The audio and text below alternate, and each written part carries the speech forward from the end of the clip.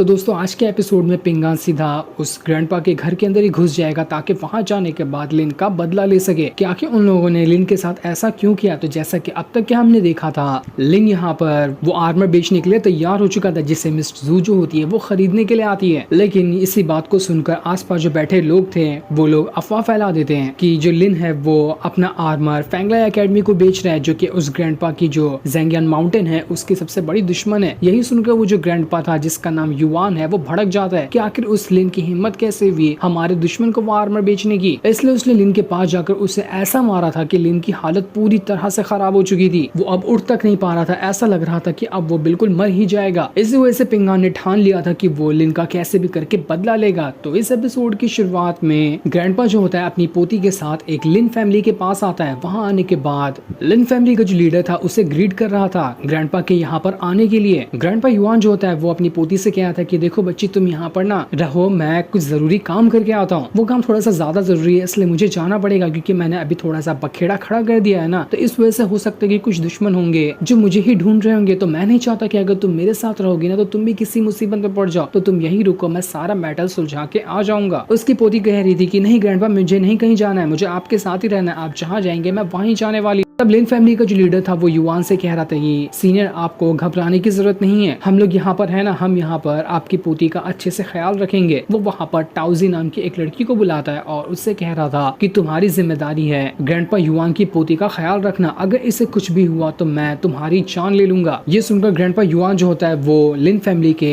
Leader से कह रहा था कि तुम्हारा बहुत बहुत शुक्रिया, तुमने ये एहसान मुझ पे किया है ना, तो इससे मैं बहुत ज्यादा खुश हूँ, मैं ये एहसान तुम्हारा चुका दूंगा। लेकिन हाँ, ये भी बात है कि अगर मेरी पोती को कुछ हुआ तो तुम्हारी लिन फैमिली कल का सूरज नहीं देख पाएगी। मैं अपनी पोती की जिम्मेदारी तुम्हें देते हुए जा रहा, तो तुम्हें अपनी पूरी जान लगा देनी है ताकि मेरी पोती को यहाँ पर एक आंच तक नहीं आए, वरना तुम लोग समझ लेना कि तुम्हारी क्या हालत होने वाली है। जिसके बाद ग्रैंडपा युवान अपनी पोती को समझाने आता है कि देखो तुम नहीं समझ रही, ये मामला ना बहुत ज्यादा बढ़ चुका है, तो इसलिए कैसे भी करके इसे सॉल्व तो करना ही पड़ेगा। उसकी पोती कहती है ये वही आर्मर की वजह से मामला शुरू हुआ ना, आखिर हमारी दुश्मनी फैंगलाई एकेडमी से क्यों है, ऐसा क्या हो गया था, क्यों हम दोनों एक दूसरे के पीछे पड़े रहते हैं ताकि एक दूसरे को हरा सके। तब ग्रैंडपा युवान वहाँ पर उसे इतिहास बताने लगता है कि हमारा ज़ेंगियन माउंटेन और फैंगलाई एकेडमी दोनों उसी पावरफुल स्वॉर्ड के पीछे पड़े हुए हैं जिस स्वॉर्ड की मदद से आज से कई साल पहले उस पावरफुल बंदे ने ड्रैगन गॉड को खत्म किया था। उस स्वॉर्ड के अंदर ना ऐसी पावर है जो पावर सिर्फ किसी चूजन वन को ही सिलेक्ट करती है। दुनिया में कोई ऐसा बंदा पैदा हो जिसकी किस्मत में लिखा हो कि अगर वो उसी स्वॉर्ड और उसकी पावर अपने अंदर समा लेगा तो वही बंदा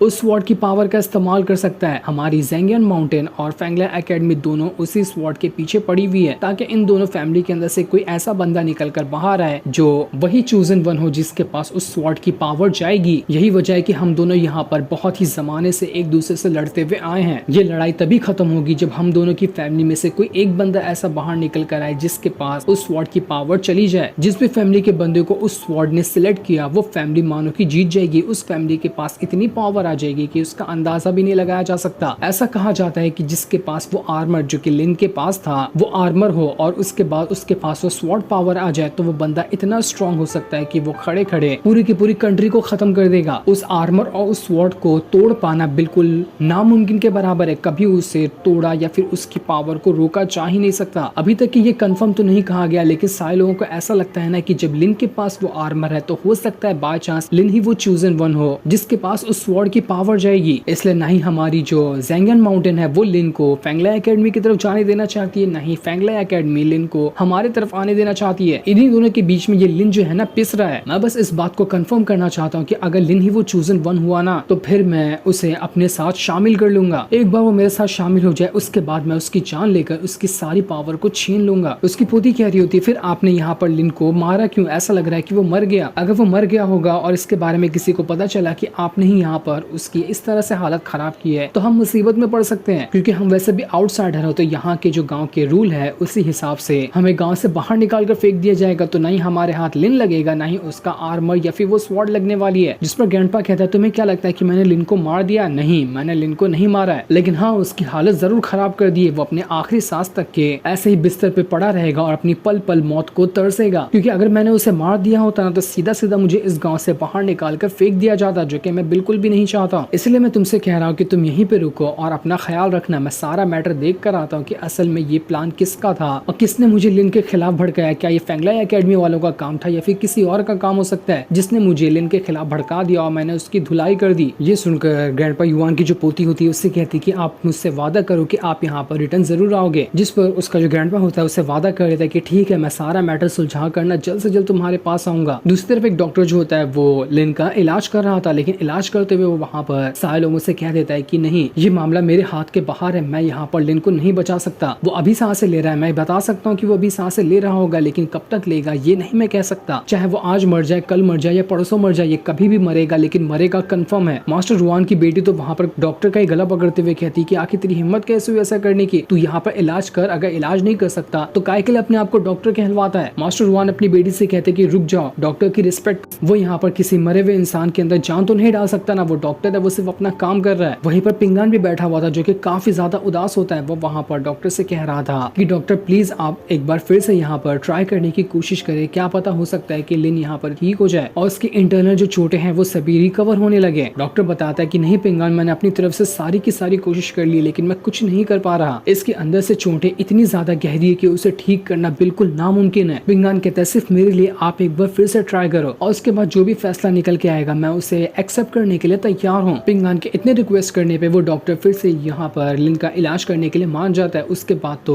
पिंगान पूरे गुस्से के साथ वहाँ से जा रहा था। जाते वो वहाँ पर कह रहा था कि अगर गॉड ने यहाँ पर मुझ जैसे गरीब लोगों के लिए इंसाफ नाम का शब्द बनाया ही नहीं है तो मैं जा रहा हूँ गॉड से खुद का इंसाफ छीनने के लिए। लगता है यहाँ पर ना प्रार्थना करने से कुछ नहीं होगा, अब छीन कर ही लाना पड़ेगा, चाहे दुनिया इधर की उधर क्यों ना हो जाए, मैं यहाँ पर लिन को इंसाफ दिला कर ही रहूंगा। मास्टर रुआन की बेटी भी यहाँ पर पिंगान के पीछे जा रही होती है, लेकिन मास्टर रुआन उसे रोकते हुए कहता है नहीं रुक जाओ, तुम्हें पिंगान के साथ नहीं जाना चाहिए, वो अभी बहुत ज्यादा जोश में, और अगर तुम उसके साथ रहोगी ना तो इससे उसका ध्यान भी भटक सकता है, इसलिए तुम यही रहो, उसी में भलाई है। लेकिन तब भी यहाँ पर मास्टर रुआन की बेटी नहीं मान रही थी। वो भागते हुए पिंगान के पास आती और उससे कह रही थी कि पिंगान मुझे माफ कर देना, तुम्हें ऐसा लग रहा होगा कि मेरे फादर ने ना लिन को बचाया नहीं, लेकिन असल बात यह है कि जहाँ पर लिन गया था वो हमारा इलाका है ही नहीं। ब्रिज को क्रॉस करने के बाद हम कुछ नहीं कर सकते, हमारे पास इतने पैसे नहीं है कि हम यहाँ पर अपनी आर्मी बढ़ा दे, एक बहुत ही अच्छा सा सेक्ट यहाँ पर बना ले ताकि हमारा इलाका बढ़ सके। कम पैसे होने की वजह से हम हमारे डिसाइपल को स्वॉर्ड वगैरह बनाना भी सिखाते हैं ताकि उससे कुछ आमदनी हो जाए। अगर मेरे फादर को पता होता कि ऐसा कुछ होने वाला है तो वो लिन को पहले बचा लिए होते। जिस पे पिंगान कहता है नहीं नहीं, मैं तुम्हारे फादर को कोई दोष नहीं दे रहा, उनकी कोई गलती नहीं है, ऐसा तो लिन के साथ होना लिखा हुआ था तो हो गया, लेकिन अब यहाँ पर इस चीज को सुधारने का भी तो मौका है, मैं चाह रहा हूँ इस चीज को सुधारने के लिए। मास्टर रुआन की बेटी कहती है पिंगान तुम पागल तो नहीं हो गए ना, तुम जा रहे हो उस ग्रैंडपा से फाइट करने के लिए, तुम्हें पता भी है उसका ज़ेंगियन माउंटेन जो है वहाँ पर कितने ज्यादा स्ट्रॉन्ग लोग रहते हैं, ये काम तुम अकेले नहीं कर पाओगे। लेकिन पिंगान कहता है जब मेरे पास मौका था लिन को बचाने का तो वो मैं यहाँ पर लिन को नहीं बचा पाया, तो अब यहाँ पर मुझे दूसरा मौका मिला है उसके लिए इंसाफ दिलाने का, ये भी मैं नहीं कर पाया ना तो जिंदगी भर मैं खुद को कोसते रह जाऊंगा। अगर लिन को यहाँ पर कुछ हुआ तो मैं अपने आप को कभी माफ नहीं कर सकता, इसलिए अब यहाँ पर कितनी भी बड़ी मुसीबत क्यों ना आ जाए मैं जा रहा हूँ लिन को इंसाफ दिलाने के लिए। मास्टर रुआन की बेटी वहाँ पर कह रही थी तुम यहाँ पर गाँव के जो मास्टर है उनसे बात क्यों नहीं करते, वो यहाँ पर अगर फैसला निकाले तो उस ग्रैंडपा को सजा दी जा सकती है। लेकिन पिंगान वहाँ पर कह रहा था तुम्हें पता है ना कि सजा क्या होगी, अगर यहाँ पर ये साबित भी हो जाए कि उस ग्रैंडपा ने यहाँ पर लिन की ऐसी हालत की है तब भी उसे क्या सजा मिलेगी, सिर्फ उसे इस गांव से बाहर निकाल कर फेंक दिया जाएगा क्योंकि वो एक आउटसाइडर है। लेकिन मैं ये नहीं चाहता कि बस यहाँ पर वो ग्रैंडपा गांव से बाहर जाए, अगर वो जाएगा भी तो वो सही सलामत नहीं जाना चाहिए, ये मेरा खुद से वादा है। इतना कहने के बाद पिंगान वहाँ से चला जाता है। आगे बढ़ते हुए उसे वहाँ पर निंग्याओ दिखाई देती है जो पिंगान को सारे पैसे रिटर्न कर देती है, जो पैसे उसने यहाँ पर लिन की सेफ्टी के लिए लिए हुए थे। वो उससे कह रही थी जब मैंने यहाँ पर लिन को बचा ही नहीं पाए तो आखिर तुमसे ये पैसे लेने का क्या फायदा, रख लो इसे, मुझे नहीं चाहिए ये पैसे, मैं खुद अकेले जा रही हूँ यहाँ पर उस ग्रैंडपा से बदला लेने के लिए ताकि मैं लिन को इंसाफ दिला सकूं। पिंगान कहते हैं नहीं नहीं तुम अकेले नहीं जा सकती, मैं भी तुम्हारे साथ चलूंगा, मुझे पता है कि आप खुद भी अकेले ये काम नहीं कर सकती, आपको किसी की मदद चाहिए होगी, इसलिए मैं भी आपके साथ जाना चाहता हूँ। निंग्याओ कहती क्या तुम पागल हो, तुमने कभी ढंग से स्वॉर्ड भी उठाई है क्या, तुम्हें तो कुछ करना नहीं आता, तुम इतने बड़े हो गए, तुम्हारे पास कोई स्किल नहीं है, तो तुम्हें क्या लगता है कि तुम इतनी आसानी से ज़ेंगियन माउंटेन वालों के साथ पंगा लेकर लिन को इंसाफ दिला दोगे, ऐसा कभी नहीं होने वाला। लेकिन पिंगान उसे समझा रहा होता है कि अभी ये काम जोश में आने का नहीं है, हमें दिमाग से चलाना होगा, हम इस सिचुएशन को दिमाग से हैंडल करेंगे और अगर ऐसा नहीं हो सकता तो फिर हम जोश में जाकर ज़ेंगियन माउंटेन वालों के साथ भिड़ जाएंगे। मैं एक काम करता हूँ, ये पैसे लेकर पूरे गांव के अंदर जितने भी लोगों को मैं पहचानता हूँ ना उनके पास जाता हूँ और उनसे मदद मांगने की कोशिश करता हूँ, क्या पता कोई ऐसा निकल कर सामने आ जाए जो इन पैसों के बदले हमारी मदद करने के लिए तैयार हो जाए, तो वो भी अगर हमारे साथ हो जाएगा तो हम उस ग्रैंडपा के साथ फाइट कर सकते हैं। इतना कहने के बाद पिंगान वहां से जा रहा होता है। निंगिया उसे रोकते हुए कहती है रुक जाओ। वो उसे अपने पास से निकालकर एक डैगर निकालती है और उसे देते हुए कहती है कि तुम्हें पता है ये डैगर ना मेरे होम टाउन की सबसे कीमती चीज है। ये मुझे गिफ्ट के तौर पर मेरे होम टाउन से मिला था क्योंकि मैं वहाँ की सबसे ज्यादा पावरफुल कल्टीवेटर में से एक मानी जाती थी। तो मैं ये ना तुम्हें दे रही हूँ। क्या पता इतनी कीमती डैगर को लेकर ना तुम्हारे अंदर जोश आ जाए और तुम यहाँ पर इसका इस्तेमाल करते हुए अपने दुश्मनों का मुकाबला कर सको। ये सुनकर पिंगान काफी ज्यादा खुश हो जाता है और वो वहाँ पर उस डैगर को ले लेता है, जिसे देखते वो काफी ज्यादा जोश में आ चुका था कि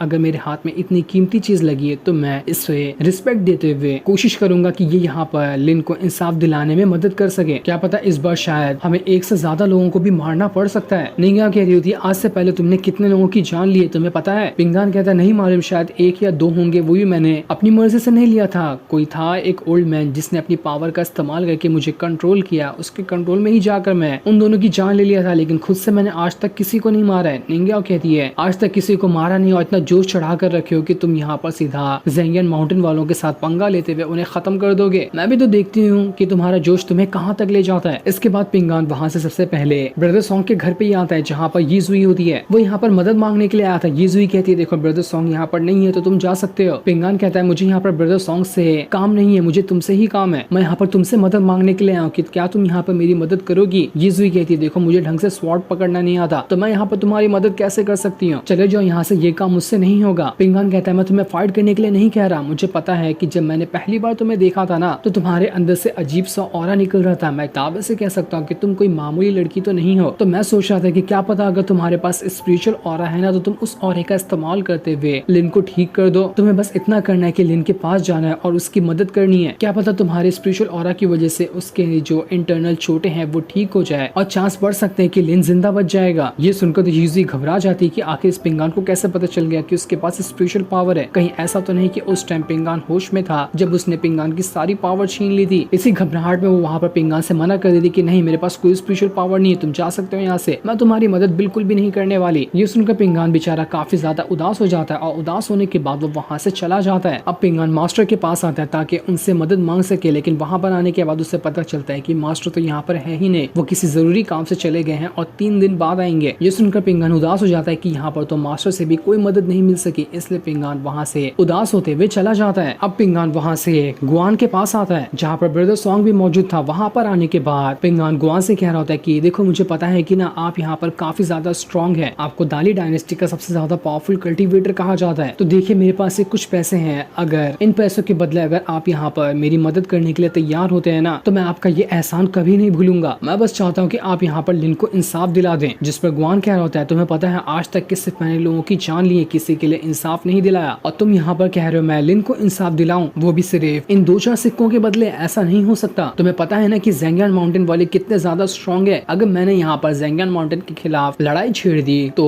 बात ये चलने लग जाएगी कि हमारी दाली डायनेस्टी ने ज़ेंगियन माउंटेन के साथ दुश्मनी मोल ले ली है। मैं ऐसा तो नहीं देख सकता कि हमारी दाली डायनेस्टी का नाम बिला वजह खराब हो जाए, जबकि हमारी कोई दुश्मनी है ही नहीं ज़ेंगियन माउंटेन वालों के साथ। तो मैं यहाँ पर तुम्हारी मदद क्यों करूँ? कोई खास वजह होती तो मैं यहाँ पर तुम्हारी मदद करने के लिए तैयार भी हो सकता था, लेकिन तुम्हारे पास तो कुछ ऐसा है ही नहीं, नहीं कोई खास वजह है जिससे मैं तुम्हारी मदद करूँ, इससे तुम यहाँ से रिटर्न जा सकते हो। पिंगान ये सुनकर काफी ज्यादा उदास हो चुका था कि कहीं से उससे मदद नहीं मिली, इसलिए वो उदास होकर वहाँ से जा रहा होता है। लेकिन जैसे वो घर के बाहर कदम बढ़ाता गुआन उसे रोकते हुए कहता है कि रुक जाओ, मेरे पास ना तुम्हारे लिए एक ऑफर है, मैं तुम्हें 2 शर्त देता हूँ, अगर तुमने वो दोनों मेरा काम कर दिया ना तो उसके बदले मैं यहाँ पर लिन की जान बचाने की भी कोशिश करूंगा और इसे इंसाफ भी दिलाऊंगा। पहला काम यह है कि तुम्हें ग्रैंडपा जो है ना उसकी पोती को उठाकर यहाँ लेकर आना है, तुम्हें उसका अपहरण करना होगा, और दूसरा काम यह है कि इस गाँव के अंदर जो ब्लेसिंग वाला ट्री है ना जो सभी को ब्लेस करता है उसे काटना पड़ेगा। तुम ये दोनों में से एक काम करोगे तो मैं यहाँ पर उस ग्रैंडपा की मार मार कर हालत खराब कर दूंगा, और अगर तुमने दोनों काम कर दिया तो मैं उसका गला काट कर तुम्हारे कदमों के नीचे उसे पटक दूंगा। तो बताओ तुम्हें ये मेरा ऑफर कैसा लगा? जो सुनकर पिंगान काफी ज्यादा गुस्सा हो जाता है कि आखिर ये किस तरह का ऑफर मुझे दे रहा है। वो यहाँ पर बिना कुछ भी जवाब दिए वहाँ से चला जाता है। उसके जाने के बाद ब्रदर सॉन्ग जो था वो गुआन से कह रहा था कि आपको क्या लगता है पिंगान आपकी बात मानेगा? अगर पिंगान ने ये काम कर दिया ना तो पिंगान वो वाला पिंगान कभी नहीं रह सकता जैसा कि वो पहले हुआ करता था। पहले पिंगान बहुत ही शरीफ था, लेकिन आपने उसे 2 ऐसे काम दिए हैं जो कि बदमाश से बदमाश इंसान भी जल्दी करना पसंद नहीं करेगा। गुआन कह रहा होता है यही तो मैं टेस्ट करना चाहता हूँ, मैंने उसकी आंखों में जोश देखा है, अगर उसने ये कर दिया ना तो ये तुम्हारे लिए एक बहुत बड़ी सीख होगी कि इंसान भले से कितना भी कमजोर क्यों ना हो, जब वो जोश में आता है ना तो कोई भी काम करके दिखा सकता है, चाहे वो अच्छा काम हो या बुरा हो। हर एक इंसान के अंदर गुड और इविल दोनों होता है। कब किस चीज की जरूरत पड़ जाए उसे उस चीज का इस्तेमाल करना पड़ता है। तो बस तुम यहाँ पर बैठकर तमाशा देखो और देखो कि यहाँ पर पिंगान जी काम कर पाता है या फिर नहीं कर पाता है। अब पिंगान जो होता है वहाँ पर मुंह लटका कर दोबारा से निंगियाओ के पास आता है और वहाँ आने के बाद वो उससे कह रहा था कि मैंने हर जगह ट्राई कर लिया लेकिन कहीं से भी कोई मदद नहीं मिली। ये सुनकर निंगियाओ कहती है मुझे तो पता ही था कि यही होने वाला है, इतना खतरनाक काम हम करना चाहते हैं, इसमें हमारी मदद थोड़ी ना कोई करेगा। वो वहाँ पर निंगियाओ से कह रहा होता है कि देखो यहाँ पर एक कुआं है, अगर इस कुएं के अंदर कोई गलती से गिर जाए और उसकी जान जाने वाली हो तो क्या आप यहाँ पर उसकी मदद करेंगी या फिर खुद की जान खतरे में क्यों ना आ जाए, ये सोचकर आप यहाँ से चली जाएंगी। जिसमें निंगियाओ कहती है अगर मेरे सामने ऐसी सिचुएशन आए ना तो मैं इस कुएं को तोड़कर अंदर जाऊं और उसे बचाकर बाहर ले आऊं, आखिर मैं किसी को ऐसे क्यों छोड़ सकती हूँ। ये सुनकर पिंगान एकदम ज्यादा खुश हो जाता और हंसते हुए वो यहाँ पर निंगियाओ से कह रहा था बस मैं यही सुनना चाहता था, मुझे पता था कि आप इसी तरह से जवाब देंगे, तो अब हमने डिसाइड कर लिया है कि कोई हमारी मदद करे या ना करे, हम दोनों ही यहाँ पर जाएंगे और पूरे के पूरे ज़ेंगियन माउंटेन के साथ फाइट करने की कोशिश करेंगे, चाहे कोई भी क्यों ना आ जाए। हम यहाँ पर उस ग्रैंडपा युआन को नहीं छोड़ने वाले, हमें यहाँ पर एक प्लान बनाना होगा, प्लान के साथ ही हम अपने काम को अंजाम देंगे। इसके बाद वो दोनों वहाँ पर प्लान बनाने लगते हैं, लेकिन अभी हमें इनका प्लान नहीं बताया जाता। बस यहाँ पर पिंगान कहता है कि आप दूसरी तरफ से आना और मैं दूसरी तरफ से जाता हूँ। इसके बाद निंगिया और पिंगान दोनों अपना अलग अलग रास्ते से होकर ज़ेंगियन माउंटेन की तरफ जाना शुरू कर देते हैं ताकि उस ग्रैंडपा युआन का बैंड बजा सके। पिंगान सबसे पहले अपने घर पर आता है और जितनी भी उसके पास हथियार वगैरह थे, कुछ गुलेर होती है, कुछ तीर कमान होते हैं, उन सभी को फटाफट गर्म करके रखना शुरू कर देता है ताकि उसका इस्तेमाल करते हुए जो भी उसके सामने आएगा सभी का बैंड बजा देगा। पिंगान की आंखों में एक साफ साफ जोश देखा जा सकता था। वो पूरे जोश के साथ वो तैयार होता है और अपने घर का दरवाजा खोलकर यहाँ से निकल जाता है। दूसरी तरफ हम एक डॉक्टर को देखते हैं जो कि वहाँ पर सिगार फूंक रहा था। वहाँ पर एक बंदा आता है जो उससे कह रहा था कि लगता है हमारी ना फार्मेसी की दुकान यहाँ पर बर्बाद हो चुकी, किसी लोगों ने मिलकर हमारी फार्मेसी की दुकान को बर्बाद कर दिया। ये सुनकर वो जो डॉक्टर था वो भी काफी ज्यादा गुस्सा हो जाता है, लेकिन वो कहता है लगता है यहाँ पर तबाही आने वाली है, इसलिए लोगों को दवाइयों की अब जरूरत ही नहीं है। ये डॉक्टर कौन था इसके बारे में अभी हमें नहीं बताया जाता। दूसरी तरफ ग्रैंडपा युआन की जो पोती होती वो लिन फैमिली के अंदर आराम से बैठी हुई थी, वो वहाँ पर टाइम पास कर रही होती है और ताओजी और उसकी जो साथियां थी वो सभी उसकी पोती को घेर कर रखी होती है क्योंकि उनकी जिम्मेदारी है ग्रैंडपा युआन की पोती को संभालना। तभी वहाँ पर पिंगान आ जाता है, एक घसीट के गुलेर मारता है कि वो जो पोती थी उसके सामने रखा हुआ पक्षी वाला पिंजरा टूट जाता है और उसके अंदर से वो पक्षी उड़कर बाहर निकल चुका था। जो देखकर सारे के सारे लोग एकदम ज्यादा हैरान हो जाते हैं कि यहाँ पर ये कौन आया। पिंगान वहाँ पर लगातार कई सारे गुलेर से पत्थरों को मारना शुरू कर देता है। इस वजह से ग्रैंडपा युआन की जो पोती थी वो सभी वहाँ पर लड़कियां जो खड़ी होती उनके पीछे छुपने की कोशिश कर रही थी। वो लड़कियां भी घबरा जाती कि यहाँ पर ये क्या हो रहा है। ग्रैंडपा युआन की पोती उस लड़की को थप्पड़ मारते हुए कहती कि तू यहाँ पर बैठ कर अचार डाल रही है क्या, तुझे मेरे ग्रैंडपा ने जिम्मेदारी नहीं दी मुझे बचाने की, तू यहाँ पर शांत खड़ी रहेगी तो मुझे बचाएगा कौन, मुझे कुछ हुआ तो तेरी फैमिली तो खत्म। दादा तो दादा, इसकी पोती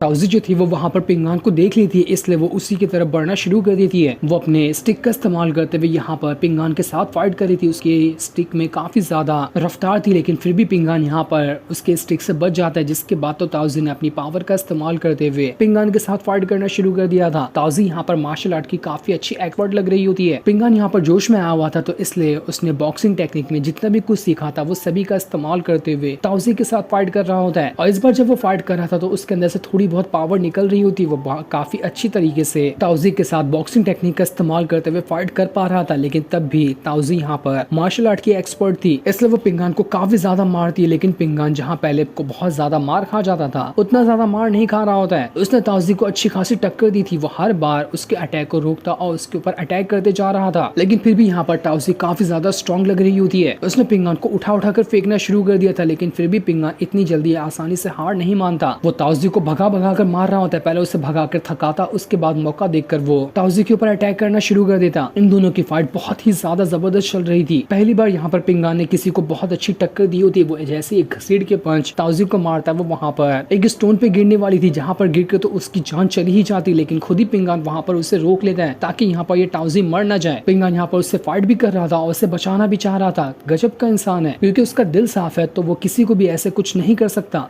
जिसके बाद पिंगान वहाँ पर अकेला खड़ा होता है और उसके सामने बहुत सारे लोग थे जो सभी अपने अपने वेपन लेकर पिंगान से फाइट करने के लिए तैयार थे। लेकिन पिंगान अकेला वहाँ पर अपने गुलेर को लिए खड़ा होता है ताकि वो यहाँ पर सभी का बैंड बजा सके। जो सीन दिखाते ही ये एपिसोड यहीं पर एंड हो जाता है। Thanks for watching.